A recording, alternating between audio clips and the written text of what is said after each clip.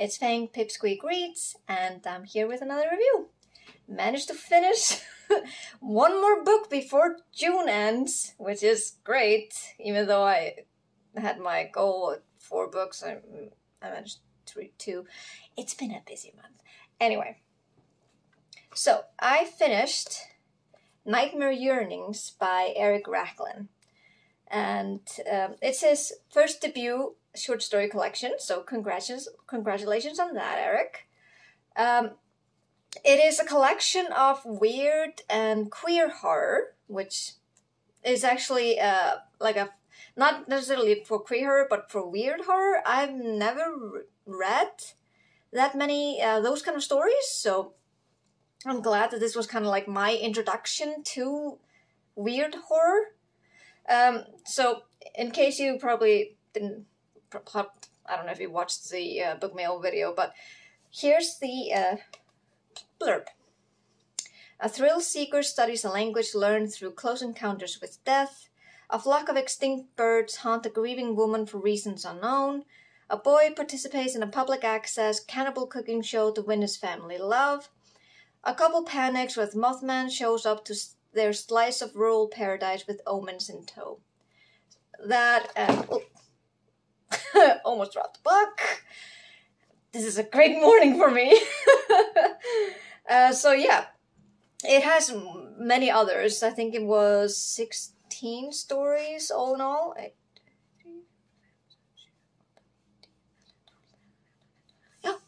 16 stories. And that was my cat sneezing. They're always gonna be like in my videos from now on, I think. And I was lucky to get this like as like an art copy and signed from Eric, which is awesome. I always love signed books. And what I really appreciated, what Eric did, was he put content warnings for some of the stories. And I'm really grateful that he did that. Because, you know, it made me prepare myself whether, you know, if I was ready to read some of the stories or if I wasn't. Like, for example, the story The Lord Above, I started reading that, but then I saw that in the story the main character has a cat, and, you know, I got this really, really bad feeling when I was reading it, so I went to the last of the page where Eric has his content warnings, and yeah, sure enough, there is going to be animal death. And as you know, I have 2 cats. I hate reading cat deaths. It's just, I just pull my eyes out. So I decided to skip that story. It's nothing against Eric or anything like that. It's just I can't handle these kind of stories. And so yeah, I skipped that one. I hope you don't mind, Eric. But the other stories I did read, and some of my favorites was the first one, Mother's Tongue. It was kind of like a mix of like a Lovecraftian meets like adventure horror. That's what I kind of felt when I was reading it. It was really weird. You know, this person, this girl, she, you know, has a near-death experience. When she was 6, she nearly drowned. And then, just as she was, you know, on the brink of death, she hears this weird language, like, that's really compelling. And she, after she is, you know, resuscitated and she's brought back to life, she kind of makes it her life's mission to, you know, seek out that language or the origin of the language. And by doing that, by going, like, doing these kind of extreme adventures. And the first one, and in the story, we get her, you know, go through when she intends to climb El Capitan without any gear.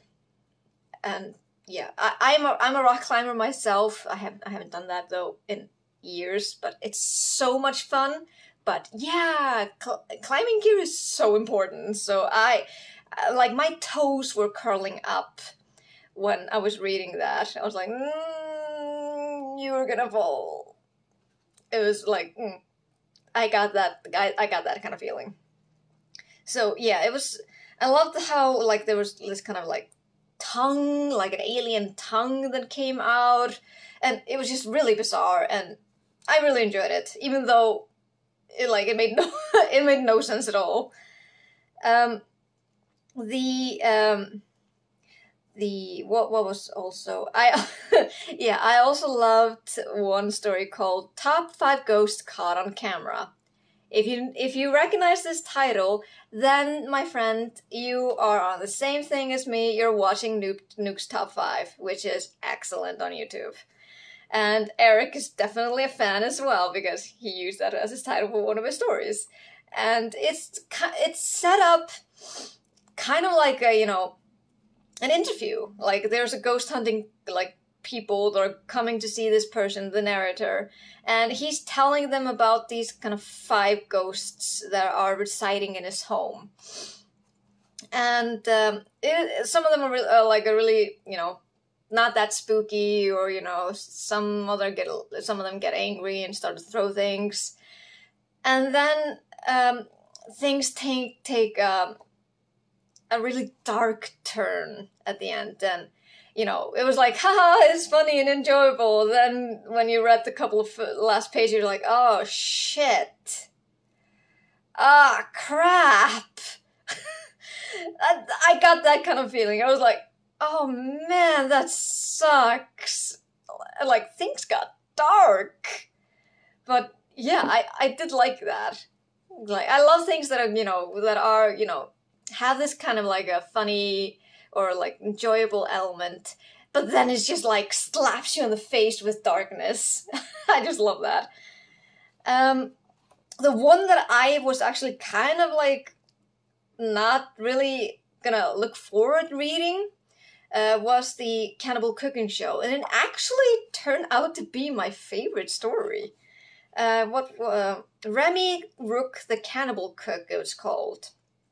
And I really liked that because, I can't say I hate cannibal stories, but I find them really unsettling.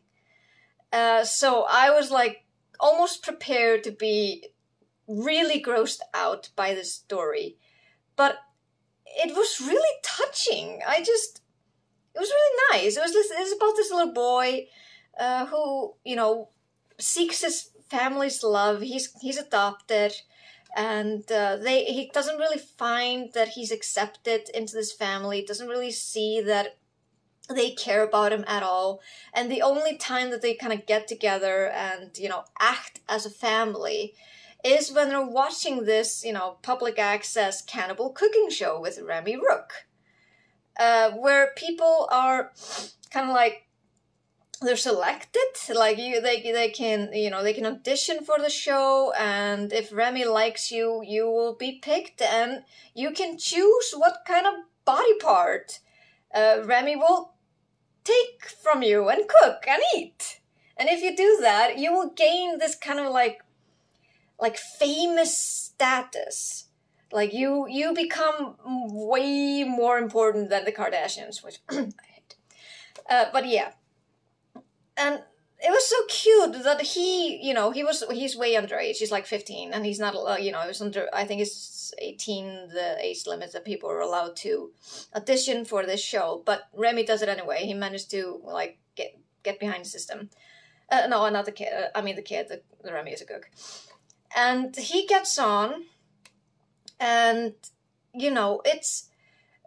Eric managed to really, like, write it, how should I say, just in a really touching way, in a way that it kind of humanized Remy. Even though he was a cannibal, he was just like, it's no big deal, this is what I do.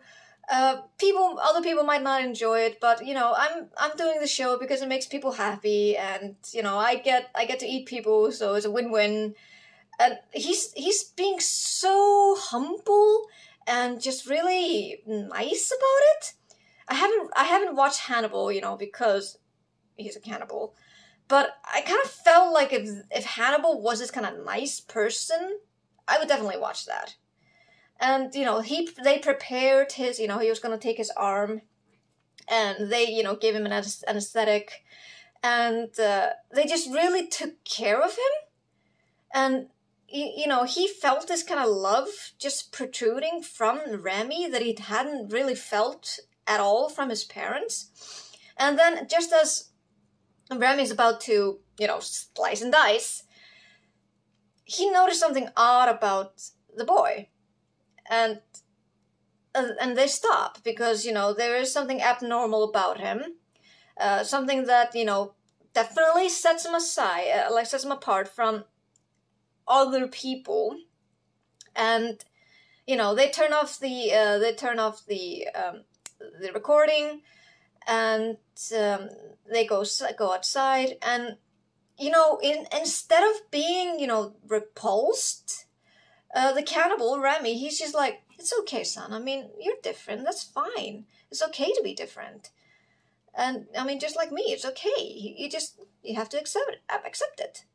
And then he accepts the boy without question, and hey, do you want to come over to our place and I can give you some microwave dinner? And even though he didn't really with this, not failing on appearing this kind on the way he wanted on the show, he realized he wouldn't get his family's love, but at the same time he managed to get the love of his idol. And I thought this was really, really sweet. So yeah, even though it was painted in kind of a horror-ish way, I mean, cannibals are always regarded as this kind of horrific monsters, but in this case it really wasn't. And I don't know, it was my favorite story. I really liked that one. One other that I also loved was the reveal, because this might be happening over at the other side of the pond, in the United States, or maybe in Canada also as well. I don't know. It's just, you guys are fucking crazy with gender reveal parties. What the fuck is up with that? I'm not gonna go into a total rant about it, but it makes no fucking sense to me. Just get a cake. It's no big deal. Or just wait until the baby is born. And then oh, surprise, it's a boy or a girl. Just don't go and set up a fucking bomb in a forest that causes a wildfire. I don't know. It's just, you guys are fucking crazy. So yeah, the story of the reveal is basically about that. It's about a couple who are expecting, and they decide to have a gender reveal party up in the forest, and the fiance or the husband, I can't remember if they were married or not, he's just really adamant on making this happen. He wants to make it the most perfect thing ever, and he's just being a huge dick about it. I mean, the woman, the pregnant woman, she is, she's kind of going on with emotions, and she's kind of dealing with these kind of feelings because they had been struggling so much to conceive, that they were at some point before the story happens, they were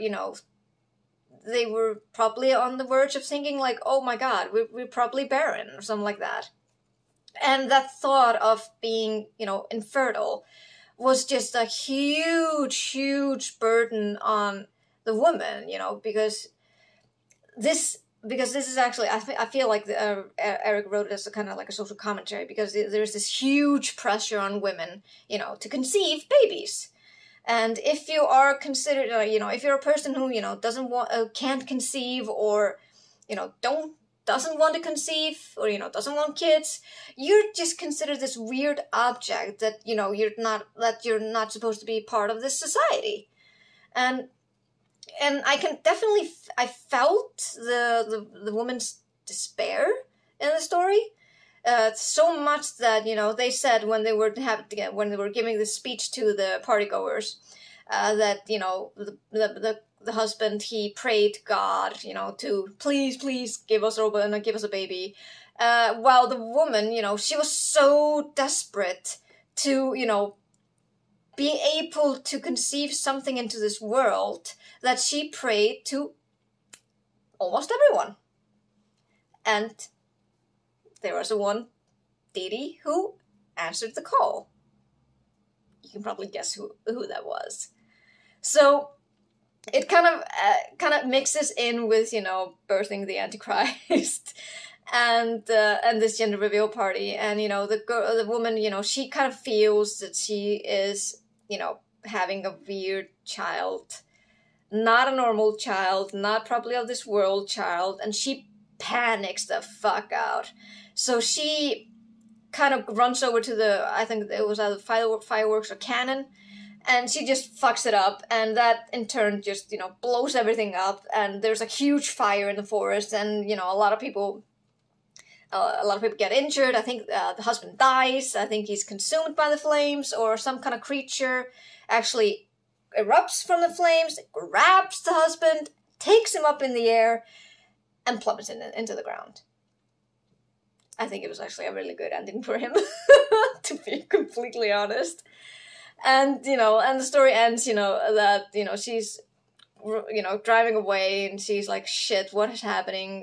What happened to my husband? And then suddenly she sees out of the corner of her eyes something flying along, and it sends her a telepathic message like, you didn't think I want to be with my child? That ending phrase was really good, and I was like, bravo, really good. That story was also one of my favorites. What else? I also liked, like I said, it's queer horror because, Eric is queer. And there are, most of the stories have queer characters or have some kind of queer elements, which I really like. I mean, this is Pride Month, so this story is perfect for Pride Month. And one of my favorite queer stories that he put here was My Better Half, which centers around biphobia. And he kind of mixed it with this weird body horror that I just really enjoyed. I mean, I'm used to these kind of brutal, gory stories. I mean, that's kind of that's my deal. That's what I enjoy to write, and it's what I enjoy to read. But this one, it kind of mixes in with a little bit of grotesque and weird, basically. So, it's about this couple. The man is bisexual, and the woman he's dating is not, and she's really not liking the idea that he's bisexual. Liking is not the best word to describe it. She hates it, and she ends up kind of cutting him in half, and she kind of stores his gay half in the closet, locking him up, and tries her moves on his straight half, which doesn't work because you're not split into half. This is just, you're supposed to be this whole person, and you're supposed to accept it for who he is. And she gets frustrated, and she thinks that she mixed them up. So she takes the straight half, opens the closet, throws him in, and takes the gay half and tries to have sex with that. It was weird, but yeah, you get the point. Doesn't work as well, so she gets all frustrated and just goes out. And in the meantime, they the both halves, they are communicating with each other, and they manage to pull themselves together, stitch himself up. It was a weird way how he described it, but I really loved how he did it. And then he kind of runs away and hides until she can't find him anymore. And I like that one. It was it kind of attacked it also kind of gave me this kind of food for thought that there are a lot of people that still have biphobia, which is really weird in my case. I mean, I don't find it, I don't find that odd, or I just, you know, if someone says they're bisexual, I'm like, great. I mean, that's awesome. Because I'm a accepting kind of person. I mean, if that's who you are, that's who you are, and that's fantastic. But yeah, there's like a lot of biphobia going on right now, and I think like this story was like a real eye opener as well. So I really liked it. So yeah, he has a lot of stories there that will definitely piques anyone's interest. Like I said, he has a story about like eco horror. He has like sick leave that is, you know, kind of a so also social commentary on how the American work environment is just so horrible to employees. It's just you can't get sick leave. That's just awful. And also, you know, it has kind of like a serial killer motif. It has like a bullfighting, which I hate, but it was a really good story as well. And then also they had Mothman, which was also a really good story. It was the end story, and I thought it was really brilliant of him to have that as the end story, because, you know, it kind of had like elements of what is happening in the world and how Mothman is kind of just seeing everything, and he has to deal with it, and he has to bring the tragedies forth to people, and he just has to take this burden all on himself, and I thought it was really great. So if you are into weird queer horror, you should definitely take a look at Eric Raglin's Nightmare Yearnings. I give it 4 out of 5 stars. It was a great introduction to weird horror for me, and I'm definitely going to seek out more weird horror because, you know, I want to get more involved in it. Like I said, I can't compartmentalize myself into just one subgenre of horror. I want to, you know, immerse myself into all of it, and I definitely like it. So so my question, my pop quiz question of the day is this: where did Mothman, when it is said that Mothman first originated, like where is this urban legend from? So if you can tell me where it is originally from, please do so in the comments. If you like this review, by all means, like, comment, and subscribe. And I hope I will see you guys soon. Thanks, guys. Bye.